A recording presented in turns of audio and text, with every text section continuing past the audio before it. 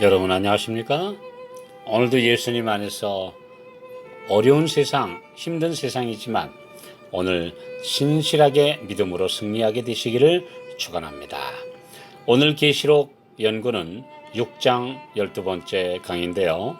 여섯째 인에 대해서 오늘 두 번째 함께 말씀을 나누겠습니다. 요한계시록 6장 12절 13절 내가 보니 여섯째 인을 떼실 때에 큰 지진이 나며 해가 총담같이 검어지고 온 달이 피같이 되며 하늘의 별들이 무화과 나무가 대풍에 흔들려 선과실이 떨어지는 것 같이 땅에 떨어지며, 이 말씀에서 언급한 6가지 재림의 징조들은 마지막 때를 알리는 사건들입니다. 이 천연계의 징조들 중에 첫 번째는 제일 먼저 대지진으로 시작했습니다. 1755년 11월 1일에 포르투갈의 수도 리스본에서 발생한 대지진은 지진과 함께 쓰나미가 도시를 덮쳐 9만여 명이 삽시간에 죽음을 당했습니다. 인류 역사 수천 년간 지구에 강한 지진이 더러 발생했었지만 이처럼 대규모 인명피해를 가져온 적은 거의 없었는데요.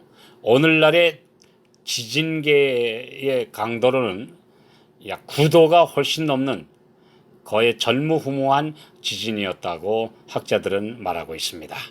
또한 이제 그 지진으로부터 시작해서 점점 더 많은 지진이 발생하고 있습니다. 사실 그동안에 지진의 발생 빈도는 100년에 3 내지 4건 정도 기록에 남아있는 정도입니다.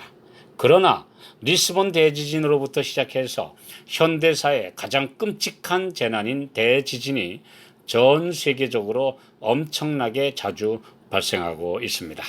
이웃나라인 일본과 중국, 대만에서 대형 지진이 일어났고 섬나라들과 해안 도시들은 지진의 여파로 쓰나미가 덮쳐 수십만 명이 참사하는 사건들이 자주 발생하여 사람들을 두려움에 떨게 하고 있습니다.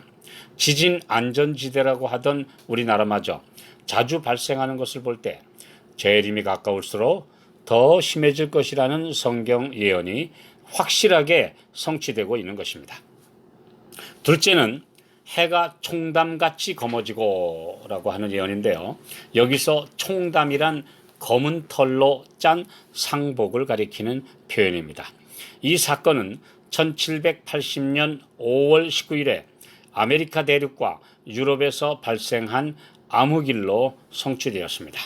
이것은 예수께서 마태복음 24장 29절에 그날 환란 후에 즉시 해가 어두워지며 라고 말씀하신 대로 일어나는 것입니다.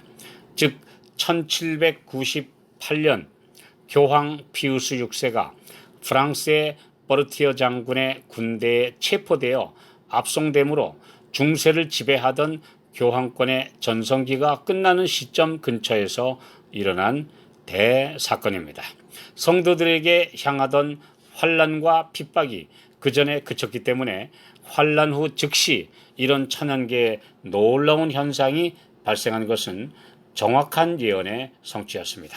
이날 오전 10시경부터 갑자기 해가 검은색으로 변하며 온 천지가 캄캄해져서 동물들이 서둘러 잠자리에 들어갔고 사람들의 모든 활동이 중단되었는데, 이는 역사상 전례가 전혀 없던 현상이었습니다.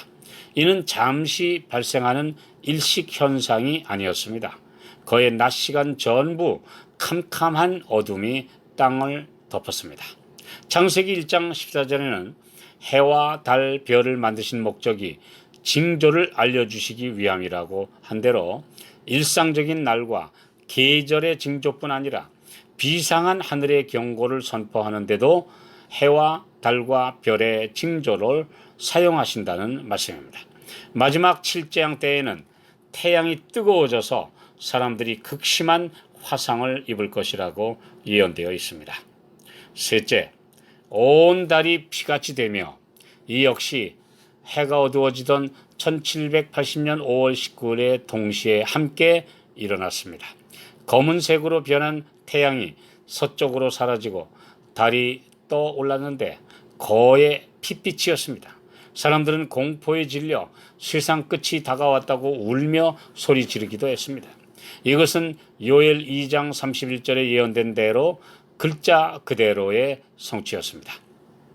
넷째, 하늘의 별들이 무화과 나무가 대풍에 흔들려 선과실이 떨어지는 것 같이 땅에 떨어지며, 이 사건은 1833년 11월 13일에 유성의 소나기가 이 또한 아메리카와 북유럽의 온 하늘을 뒤덮어 일대 찬란한 장관을 연출함으로 성취되었습니다. 그 이후 그보다 규모는 작지만 자주 별똥별들이 대규모로 떨어지는 이런 유성우 현상이 일어나고 있습니다. 이런 하늘의 천체에서 일어난 세 가지 큰 현상들을 천체에 발생한 재림의 3대 징조로 부르고 있습니다. 이는 대지진과 더불어 마지막 시기를 알리는 징조들로서 이미 성취되었고 또 현재도 계속 발생하는 현상들입니다.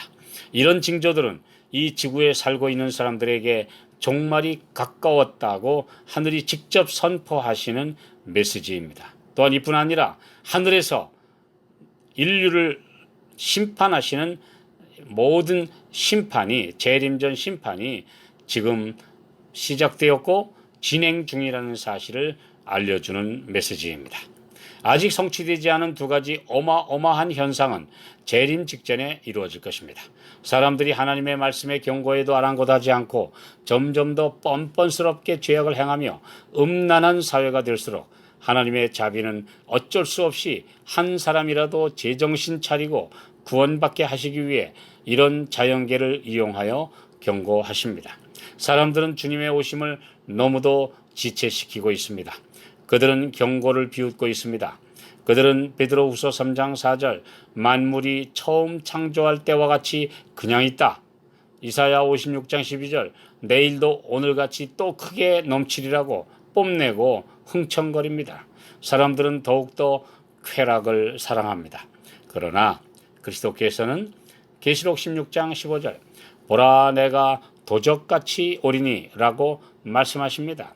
세상이 베드로후서 3장 4절 주의 강림하신다는 약속이 어디 있느냐 라고 경멸하며 조롱할 바로 그때에 징조들은 성취되고 있습니다. 그들이 평안하다 안전하다 하고 외치는 동안에 갑작스런 멸망이 닥치고 있습니다.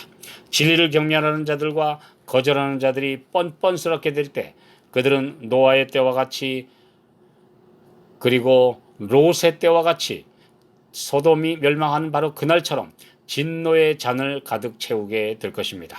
특히 종교계가 적 그리스도의 발 아래 연합하여 거대한 바벨탑이 우뚝 서게 되며 그들이 사람의 계명인 일요일을 전 세계가 예배하는 날과 휴식일로 삼도록 강제하게 될 때 마지막 진노의 잔이 쏟아질 것입니다.